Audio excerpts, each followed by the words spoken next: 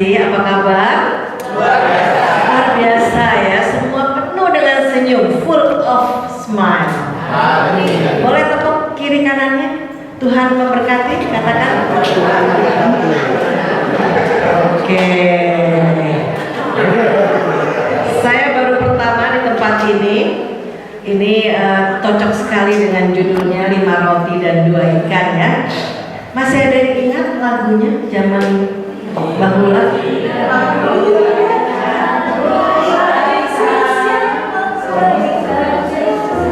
Kalau ini nggak ngerti nih, tim biru nggak ngerti deh lagunya. 5 roti dan 2 ikan, Tuhan Yesus yang memberkati. Belum lahir ya? Oke.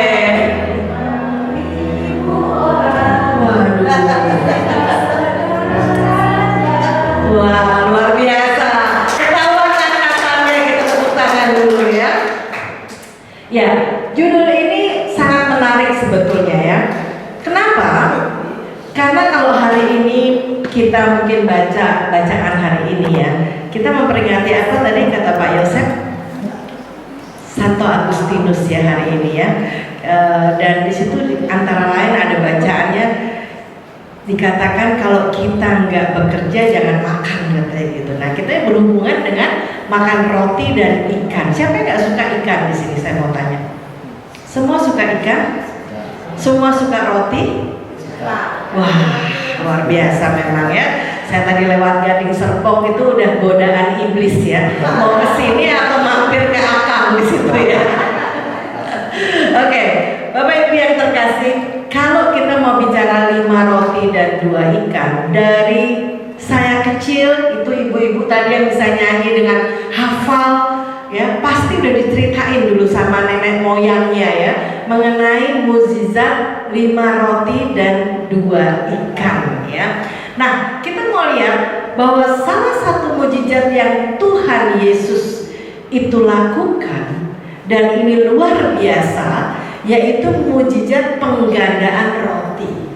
Bayangkan bahwa Tuhan Yesus bisa memberi makan berapa? 5.000 orang laki-laki, belum termasuk perempuan dan anak-anak. Coba kita bayangkan, pada saat itu Tuhan Yesus sedang mau menyendiri, tiba-tiba semua umat, semua orang mengikutinya dan jumlahnya 5.000. Kalau satu laki-laki itu bawa satu istri, jadi berapa?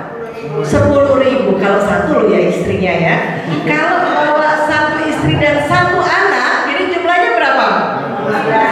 15.000. Seandainya ya 5 roti itu kayak uang kita 5 rupiah, bisa digandakan jadi 15.000. Mau nggak kira-kira? Mau banget, saya juga mau ya. 15.000 $1, 5 perak jadi $1 ya, $1 Amerika. Tetapi kita mau lihat bahwa ternyata apa sih sebenarnya mukjizat itu ya? Mukjizat yang dibuat oleh Tuhan Yesus itu banyak sekali. Antara lain yang terbesar adalah menggandakan roti dan ikan. Tapi apa sebenarnya mukjizat itu? Kita mau lihat. Saya coba buka-buka kamus bahasa Indonesia ya. Mukjizat itu ternyata adalah kejadian atau peristiwa ajaib yang sukar dijangkau oleh kemampuan akal sehat.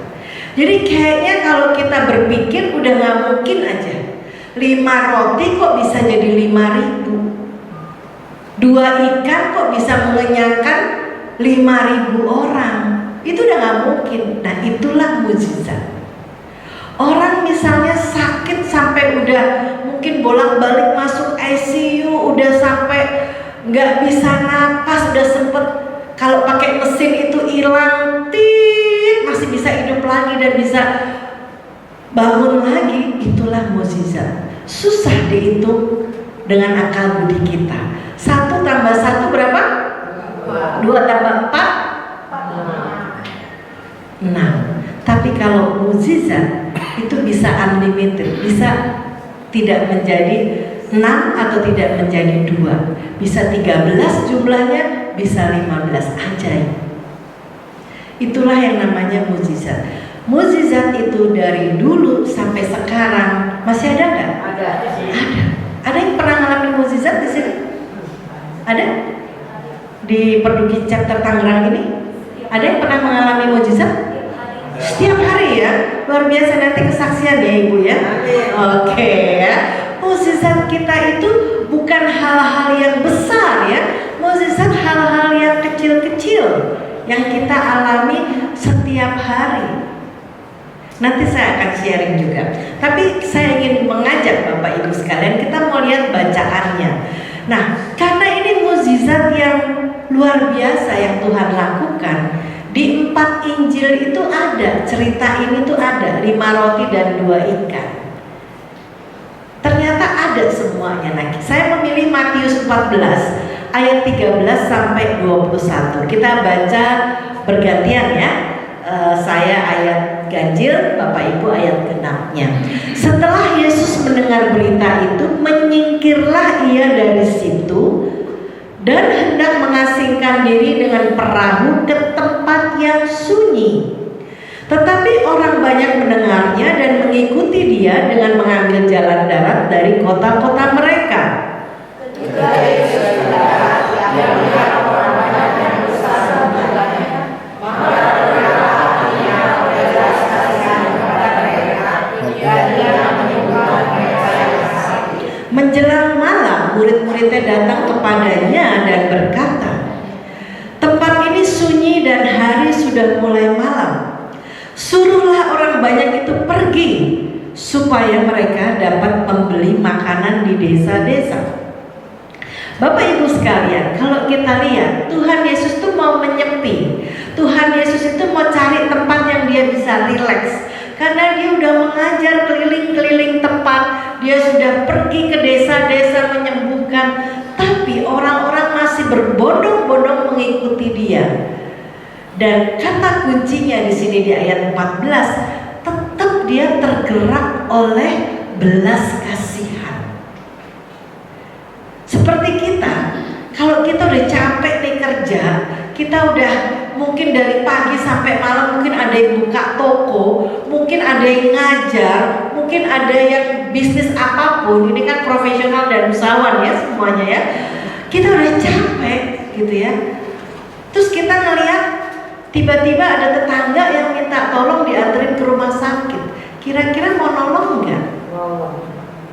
Ya, jawab sendiri-sendiri. Tapi kita belajar dari Tuhan Yesus, dia tergerak hatinya oleh belas kasihan kepada orang yang ngikutin dia berbondong-bondong. Maka dia melakukan penyembuhan lagi, menyembuhkan mereka yang sakit. Tetapi karena begitu banyaknya orang yang hadir, nggak selesai tuh. Dari siang sampai sore, bahkan sampai matahari mau terbenam. Muridnya 12 udah pada lelah, pada capek. Dia bilang, sus gitu ya, atau yes gitu ya. Itu suruh pada pulang aja deh. Ini udah mau malam. Suruh mereka cari makanan di dekat desa-desa di sekitar sini, supaya mereka bisa nggak kelaparan. Karena seperti kita, kalau kelaparan biasanya apa? Marah. Wah, cocok banget mungkin Ibu ya.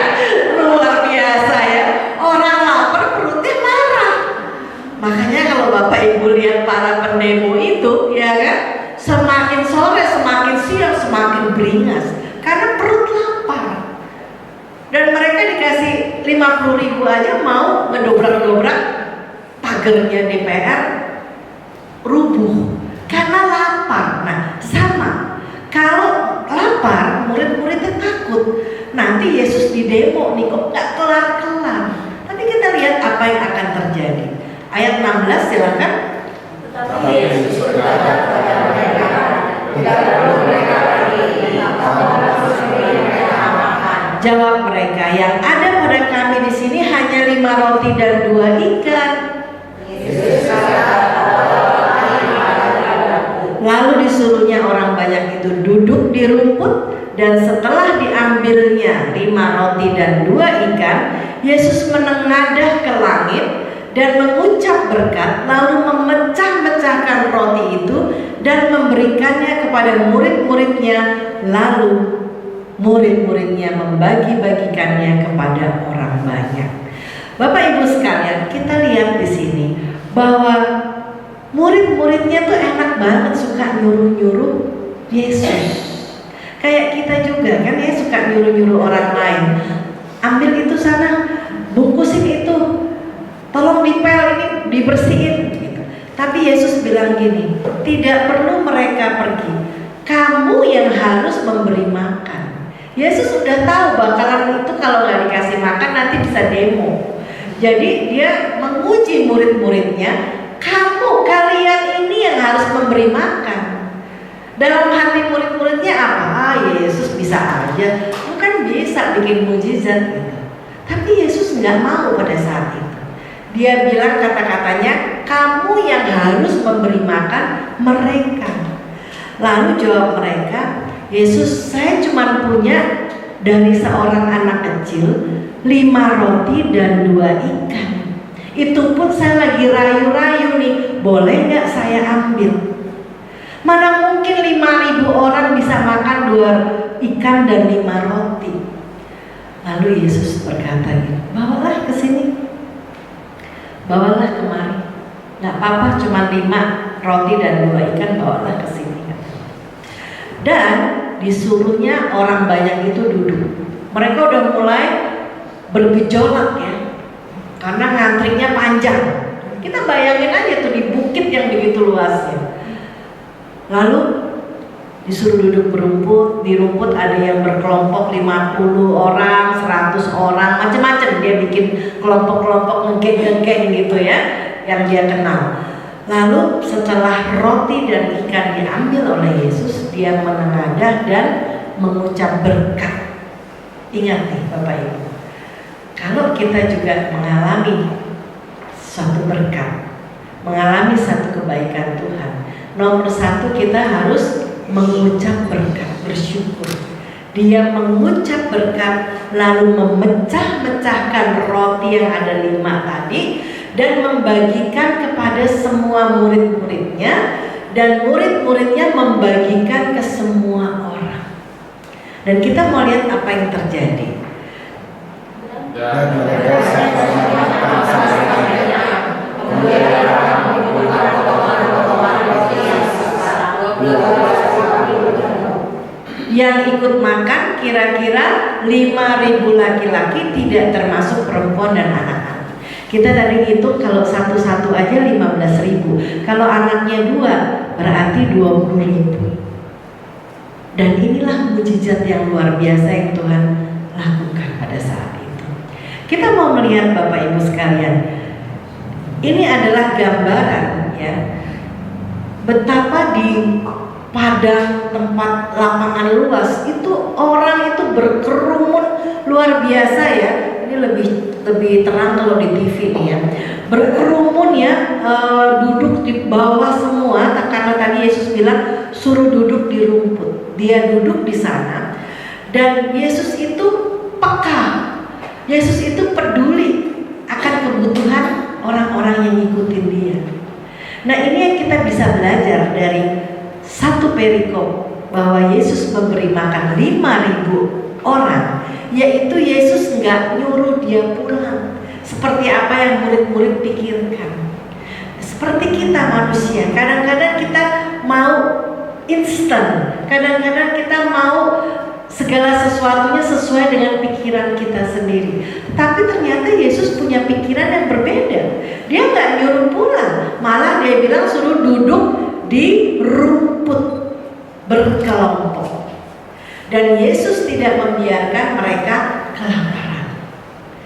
Yang ketiga, Yesus peduli, dia butuh disembuhkan, tapi dia juga butuh makan.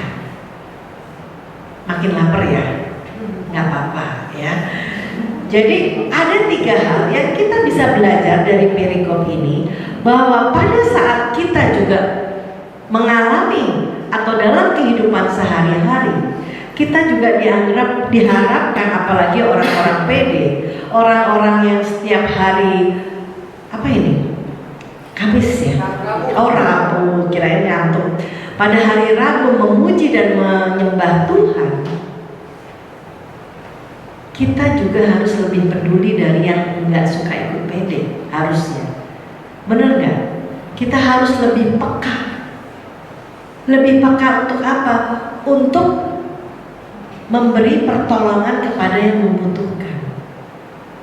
Seringkali suka gini nih, dia kayaknya butuh beras tuh, tetangga.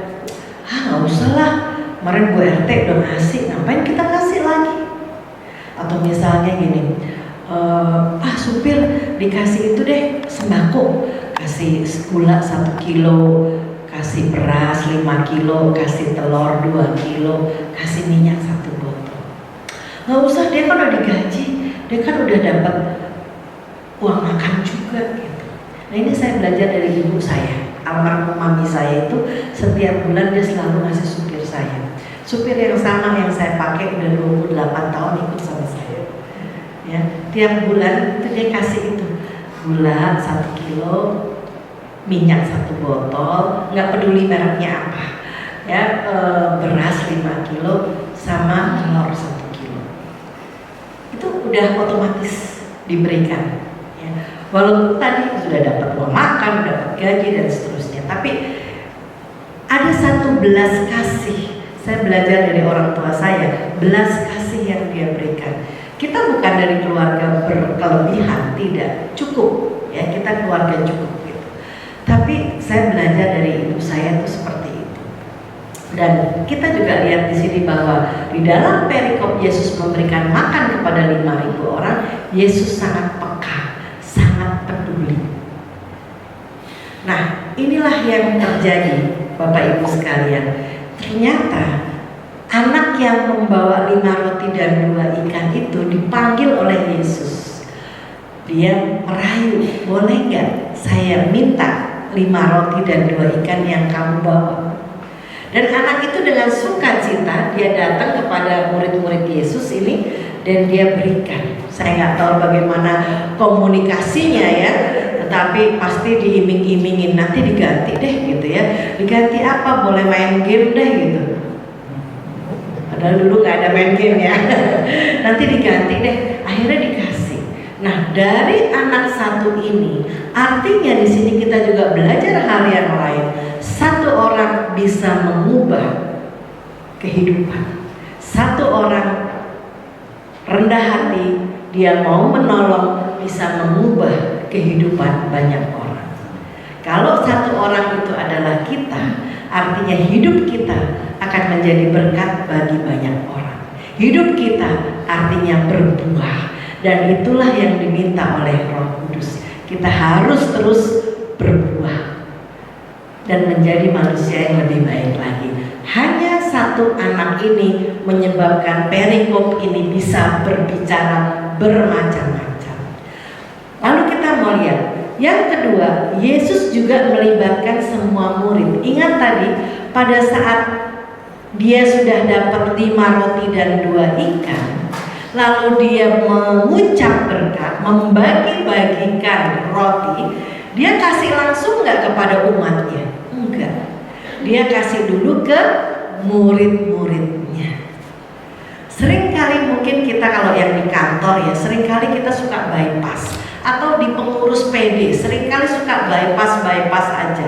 Membuat orang jadi sakit hati kadang-kadang. Membuat orang menjadi tersinggung kadang-kadang. Ya, tetapi Tuhan melibatkan semua muridnya. Dia bilang bahwa kamu harus memberi mereka makan. Mikir, muridnya mikir, gimana caranya? Bahkan di Injil yang berbeda itu dikasih tahu harganya, duitnya berapa yang tersisa. Nggak cukup. Tuhan Yesus ingin para murid juga berperan, dan reaksi muridnya malah nggak cukup, cuma 200 dinar, nggak cukup buat beli makan buat 5.000. Muridnya selalu relaktan. Nah, ini menunjukkan ke kita, seringkali kita doa minta Tuhan Yesus menjawab doa kita. Begitu doa itu dijawab melalui orang-orang yang di sekitar kita, kita bilang aku nggak doanya itu, aku nggak percaya itu dari Tuhan dan seterusnya. Seringkali kita merasakan seperti itu karena kita nggak peka, karena kita nggak fokus kepada Tuhan, kita fokusnya kepada masalah yang kita miliki. Nah, malam hari ini kita diingatkan bahwa kalau kita punya masalah, fokusnya jangan pada masalah kita. Mungkin masalah keuangan, mungkin masalah rumah tangga, mungkin masalah dengan anak, mungkin masalah di persekutuan doa, tetapi kita fokusnya adalah pada Tuhan dan kita imani bahwa Dia bisa memberikan mujizat.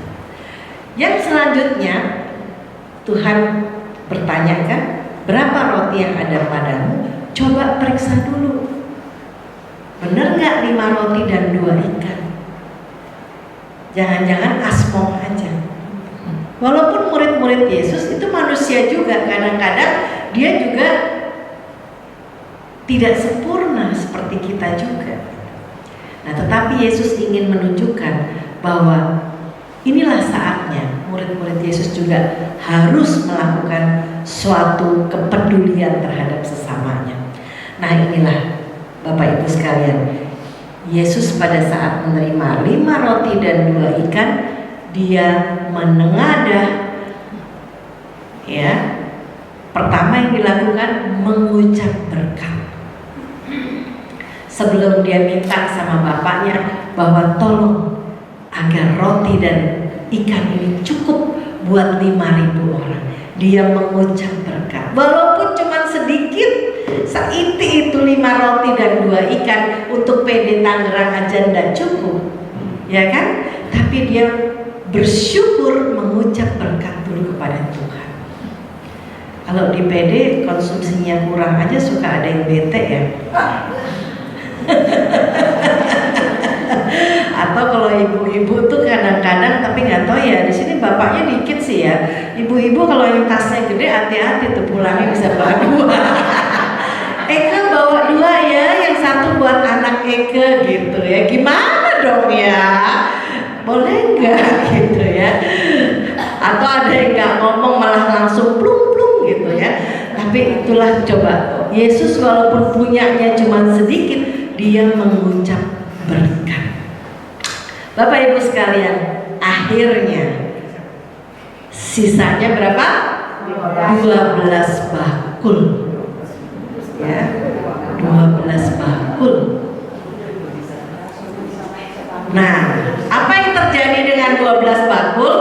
Tidak diceritakan di Injil itu. Mungkin dibuat masukin tadi ke tas itu satu-satu. Yang masukin yang perempuannya, yang laki-laki udah kenyang tadinya. Mungkin ya, nggak tahu saya.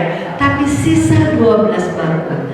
Artinya apa? Bahwa Yesus bisa mengubah apa yang tidak mungkin terjadi dengan pikiran kita, apa yang tidak ada dalam pikiran murid-muridnya menjadi mungkin. Dan itu ada di dalam Markus 9 ayat 23b mengatakan, kita baca bersama-sama, tidak ada yang mustahil bagi orang yang percaya. Percaya saya kasih huruf besar. Ya, percaya saya bold, saya kasih huruf besar. Artinya, kalau kita sering mengeluh, kok saya nggak pernah ngalamin mujizat ya, kok doa saya nggak dijawab ya, kok kayaknya Tuhan cuek ya sama saya. Kita mesti introspeksi diri kita. Apa kita benar-benar percaya nggak? Kita punya iman nggak yang kuat? Karena iman itu adalah aktif, bukan iman yang pasif. Oh, kita tinggal ngomong bahwa saya kan udah ikut Perduki Chapter Tangerang ini udah lebih dari 5 tahun, saya pasti punya iman. Tar dulu, iman Anda aktif atau pasif? Kalau iman Anda pasif ya udah punya iman, ya udah aku percaya aja. Tapi iman itu adalah aktif, dia juga harus melakukan sesuatu. Kita percaya akan segala sesuatu yang belum kita lihat dan apa yang kita akan harapkan. Itulah iman. Ibrani 11 ayat 1. Jadi iman itu adalah kita belum dapat nih, tapi kita udah percaya apa yang kita harapkan dan menjadi dasar dari apa yang kita inginkan. Itulah iman. Bapak Ibu sekalian, saya pasti udah banyak yang mengenal ya. Saya seorang single mom Katolik. Suami saya meninggal pada saat usia saya 33 tahun. Dan anak saya masih 2 tahun waktu itu. Masih panjang perjalanan ya. Tapi berkat kasih karunia Tuhan, saya bekerja. Saya mati-matian sampai saya jadi seorang yang workaholic di beberapa perusahaan multinasional, dan anak itu akhirnya bisa lulus sarjana di luar negeri, di Amerika. Saya bukan mau nitik beratkan dia lulus di Amerika, tetapi ini kehidupan saya benar-benar seperti 5 roti dan 2 ikan. Kalau saya hitung gaji saya dengan biaya sekolah di Amerika, mungkin ada yang anaknya sekolah di luar negeri, ini nggak dapat beasiswa ya. Saya harus membayar sendiri karena cita-cita dia memang kepengen sekolah di sana. Dia pernah nanya, Mama punya uang nggak? Aku pengen sekolah di Amerika. Saya nggak mikir-mikir, saya bilang kamu daftar, kalau diterima pasti uangnya ada. Padahal saya nggak punya uang, misalnya udah disimpan gitu berapa M buat sekolah di Amerika, nggak ada. But saya mengimani aja bahwa apa yang saya katakan pasti Tuhan dengar. Dan ternyata Tuhan memberikan mujizat itu ke saya. Sekolah di Amerika 4 tahun, pasti Bapak Ibu bisa hitung berapa. Dan kalau dia bisa lulus di sana, itu adalah buat saya pribadi itu 5 roti dan 2 ikan. Nggak mungkin. Saya nggak mungkin bekerja, saya bukan punya perusahaan, saya gajian. Orang gajian di setiap bulan digaji gitu. Mau posisi apapun juga nggak mungkin gitu. Karena itu urusannya kalau 4 tahun itu M. Tapi itulah luar biasanya Tuhan. Tidak ada yang mustahil bagi orang yang percaya. Apakah saya ujuk-ujuk jadi percaya gitu? Enggak. Saya juga kadang-kadang ragu. Tuhan, ini udah mesti bayar nih Tuhan. Gaji saya nggak cukup nih Tuhan. Gimana nih Tuhan gitu. Tapi yang jelas saya ingat nasihat orang tua saya, kita nggak boleh minjem duit. Ya, dan saya nggak pernah minjem uang. Okay. Kalau minjem ya ke bank gitu ya. Tapi kalau ke orang-orang itu tabung, nggak boleh gitu. Tapi Tuhan selalu tepat pada waktunya. Yang mustahil rasanya menjadi tidak bisa menjadi possible gitu, menjadi bisa gitu. Karena ya setiap kali naik kelas percayanya, imannya naik kelas. Begitu saya mengalami satu keadaan pengalaman spiritual, pengalaman rohani, itu menandakan bahwa saya mulai semakin kepercayaan saya semakin mendalam terhadap Tuhan. Berarti Tuhan gak tidur, yang suka tidur saya kalau doa. Nah, Bapak Ibu sekalian, ini adalah kata-kata Tuhan ya. Kumpulkan potongan-potongan yang lebih supaya tidak ada yang terbuang. Karena dia ada di 4 Injil. Ini di Injil Yohanes ya, Yohanes 6 ayat 12. Tuhan itu juga mengajarkan kepada kita bahwa kita harus di dalam hidup itu lebih bersih, lebih teratur, lebih sempurna melakukan hal-hal yang kecil. Hal yang paling kecil apa? Kalau kita makan aja, boleh nggak ada sisanya? Kalau orang dulu kan, kalau kita sisa makannya ayamnya mati. Sekarang nggak ada yang piara ayam rumahan. Ada juga anjing atau kucing ya kan? Nah, tetapi Tuhan Yesus itu mengatakan kumpulkan potongan-potongan yang lebih supaya tidak ada yang terbuang. Hal keempat yang kita belajar adalah bahwa dari dulu Tuhan sudah mengajarkan kita untuk kita juga peduli kepada orang-orang yang nggak bisa makan. Kalau kita makan gak habis itu berarti kita mengambil hak orang yang gak bisa makan kan katanya. Nah, janganlah kita merasa rendah diri ya dengan keterbatasan kita. Kadang-kadang kita ngerasa bahwa ya kita nggak bisa melakukan apa-apa, cuma 5 roti dan 2 ikan. Tetapi katakan di 2 Korintus 12 ayat 9, kita baca sama-sama. Janganlah kita merasa rendah diri akan keterbatasan kita. Justru Tuhan memilih orang-orang yang terbatas kemampuannya sehingga kemuliaan dan kuasa Tuhan menjadi sempurna. Jangan merasa rendah diri kalau kita bilang bahwa saya kan nggak bisa apa-apa, suruh melayani di PD, nggak bisa lah saya. Masa salaman, senyum nggak bisa. Hal yang sangat-sangat simpel ya, karena justru pada saat kita mempunyai kemampuan yang terbatas, Tuhan itu hadir dan Dia pasti akan menyelesaikan semuanya. Saya dulu juga nggak bisa jadi pewarta, saya juga nggak bisa nyanyi, nggak bisa gitu.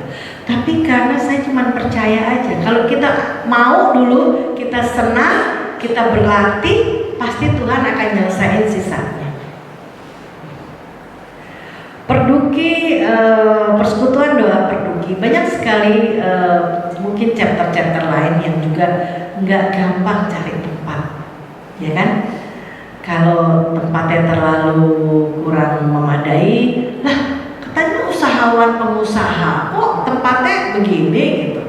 Mau cari di hotel, cien-ciennya nggak kuat, kolektornya ya begini, ya kan? Itu semuanya. Tapi marilah kita peka terhadap komunitas yang kita miliki ini. Dan kita percaya kalau Tuhan udah memulai persekutuan doa ini, Dia pasti akan membantu. Dia pasti akan memberikan kuasa Tuhan menjadi sempurna. Asal setiap kita pengurus dan umatnya bekerja sama. Bayangkan kalau tadi mujizat 5 roti dan 2 ikan, tidak ada kerjasama antara para murid dan para umat yang hadir, nggak bakal kejadian kan? Nggak ada yang ngaku bahwa ada anak kecil bawa 5 roti dan 2 ikan, nggak bakal kejadian. Jadi iman yang aktif itu harus melakukan bersama-sama.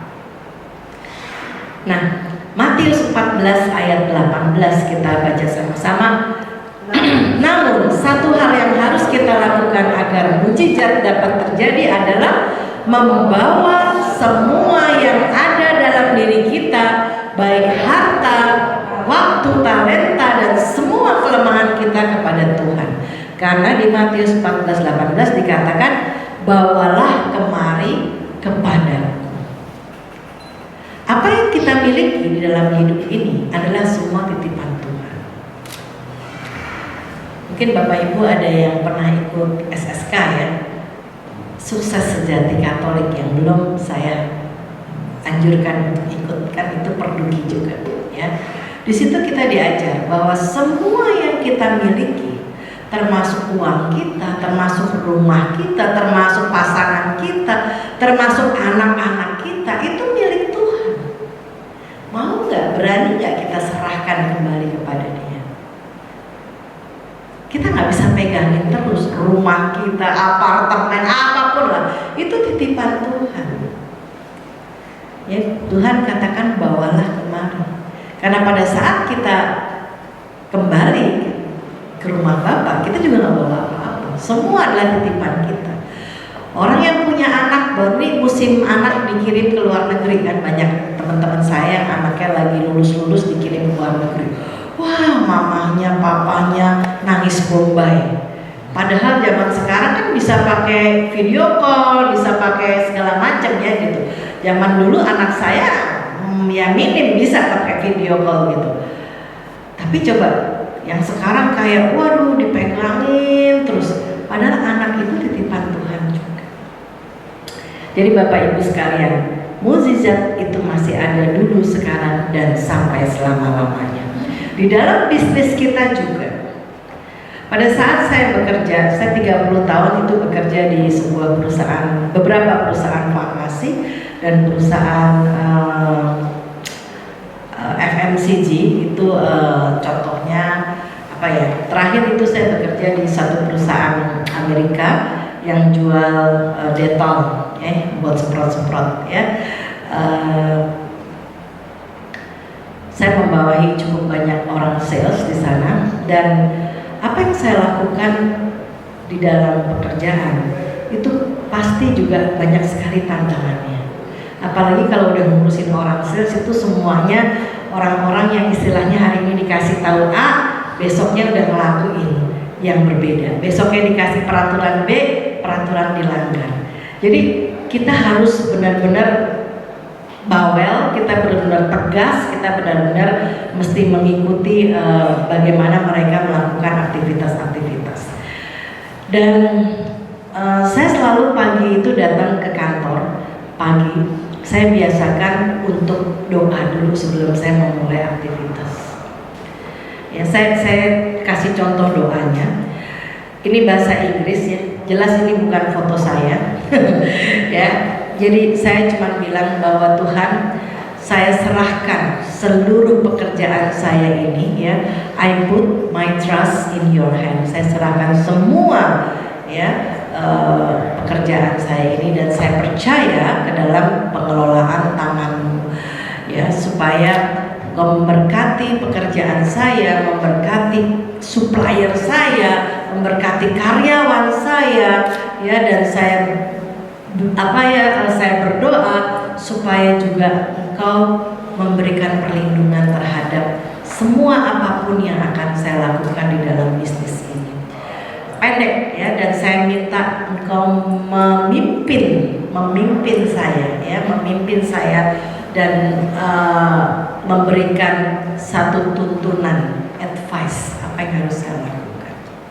Sebetulnya ada bahasa Indonesianya, tapi ini nggak terlalu bagus bahasa Indonesianya ya. Tapi ini bahasa Indonesia yang diterjemahkan secara letterlock ya. Tapi intinya seperti itu, supaya kita bisa terus berbuah bersukses ya. Karena kita sebagai karyawan Katolik, kita harus berbeda loh sama yang bukan. Apalagi Katolik yang karismatik, harus berbeda. Kalau kita nggak ada bedanya, susah. Saya ini pakai kalung salib udah lama ya, mungkin ya selama saya kerja ya, selama saya kerja. Suatu saat saya pergi ke Malaysia karena saya bawa beberapa wartawan ke Malaysia, kita mau launching satu produk baru, dan wartawan itu kebetulan Katolik, almarhum Pak Julius Pur, orang Kompas. Dia bilang gini, "Ayu, kamu nggak takut pakai kalung salib ke Malaysia?" "Kenapa Pak?" "Nggak apa-apa kan Pak, kan di sini mayoritas Muslim." "Nggak apa-apa saya Pak," saya bilang gitu. "Saya nggak harus lepas kan," saya bilang gitu. Nah itu salah satu contoh hal-hal yang simple yang saya lakukan pada saat saya bekerja, dan itu sampai sekarang terus teringat oleh saya gitu.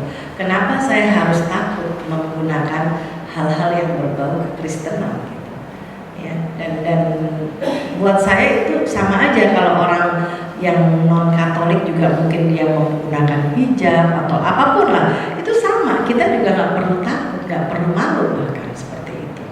Nah Bapak Ibu, bahwa kita memberi ya, hanya dengan kita memberikan diri apa adanya, kita itu dimampukan menerima melebihi dari apa yang kita udah miliki.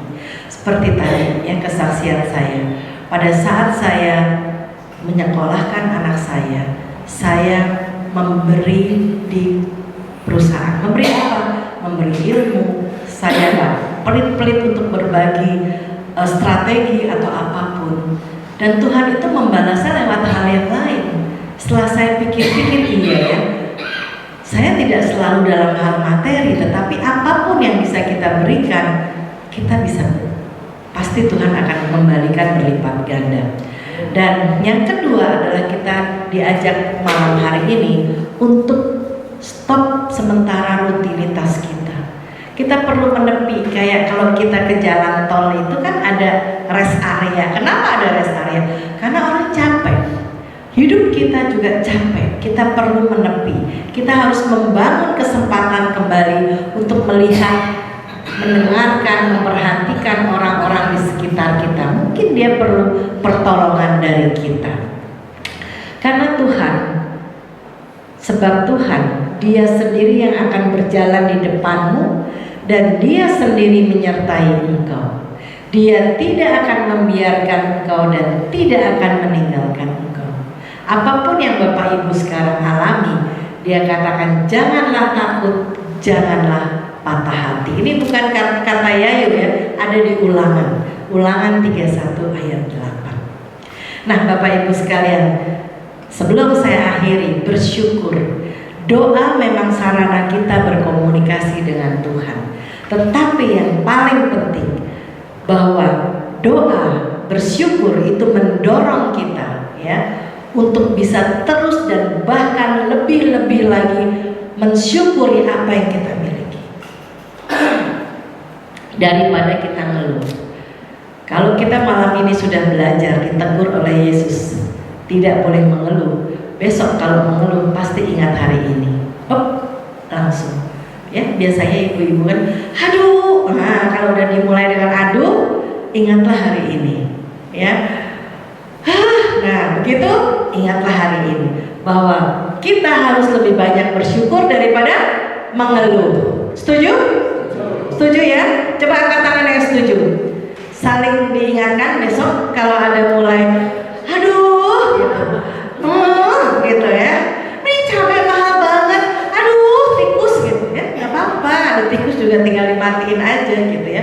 Bersyukur, aduh bersyukur di rumah ketemu tikus, berarti dia bisa dimatiin. Coba kalau ngeliat, ya kan, dia ngegrogotin makanan kita.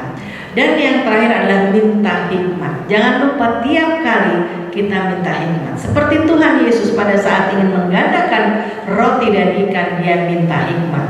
Yakobus 1 ayat 5 kita baca sama-sama. Tetapi apabila di antara kamu ada yang kekurangan hikmat, hendaklah ia memintanya kepada Allah. Jadi hikmat itu bisa diminta ya. Dan ini mungkin saya lewatin aja, saya udah dikasih waktunya selesai. Nah yang penting adalah ini, Ekaristi. Jangan lagi kita ikut online ya, kan misa online, karena mukjizat ini menjadi gambaran akan apa yang terjadi pada perjamuan terakhir.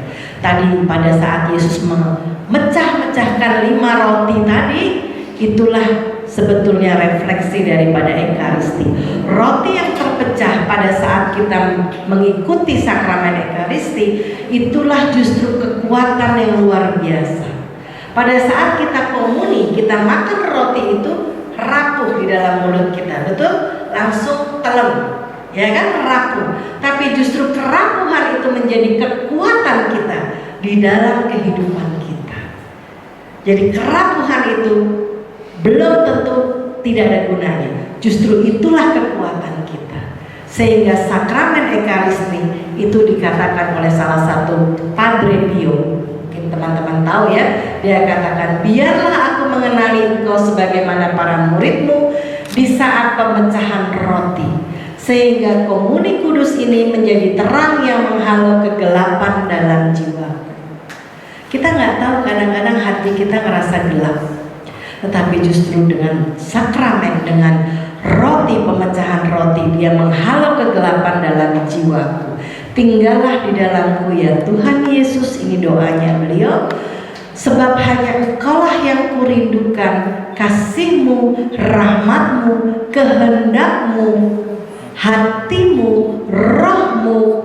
Sebab aku mengasihi-Mu dan aku tidak minta yang lain kecuali aku mengasihi kamu, mengasihi engkau lebih dari yang lain. Kita bisa ikutin doa ini karena bagus sekali. Saya senang sekali nih ya doa ini. Dan ini sebentar lagi siapa yang ikut bisa di GBK ya, Bapak Paus akan datang. Dia katakan bahwa Ekaristi adalah perjumpaan kasih dengan Yesus. Seperti pada saat Yesus memecah-mecahkan 5 roti tadi, berjumpa dengan orang lain, ada titik kontak, membangun jembatan relasi dan menceritakan kebaikan Yesus. Bapak Ibu sekalian, saya sebelum akhiri saya mau ceritakan bagaimana komunitas You Are Not Alone, komunitas Yana ini juga hasil dari 5 roti dan 2 ikan. Saya tidak pernah bermimpi bisa mempunyai satu wadah bagi para single mom Katolik di bawah 60 tahun, karena kita juga tidak ada donatur tetap ya, tapi kita swadana ya. Akhirnya saat ini kita bisa memiliki 300 single mom Katolik yang tergabung, dan kita baru saja bisa melakukan atau membuat satu acara untuk seluruh perempuan Katolik. 700 perempuan Katolik bergabung dalam acara Yana Conference. Isinya sebetulnya cuma sharing, menceritakan cerita kehidupan dari para wanita-wanita hebat itu. Dan disinilah 5 roti dan 2 ikan itu menjadi satu mujizat yang nyata. Karena hidup kita harus berbuah, hidup kita harus berbuat lebih banyak kebaikan kepada orang lain. Nah, ini terakhir ya, slide saya beneran terakhir ini. Saat ini jika Bapak Ibu merasa memiliki satu masalah, mungkin Bapak Ibu punya luka, mungkin Bapak Ibu punya persoalan yang sangat pelik ya. Jika yang di depanmu membuatmu takut, jika iman kita nggak nyampe ke depan, kita takut, kita khawatir ya, dan yang di belakangmu membuat luka, maka lihatlah ke atas. Karena Tuhan Yesus tak pernah gagal menolong dalam melewati setiap ujian. Tuhan Yesus memberkati.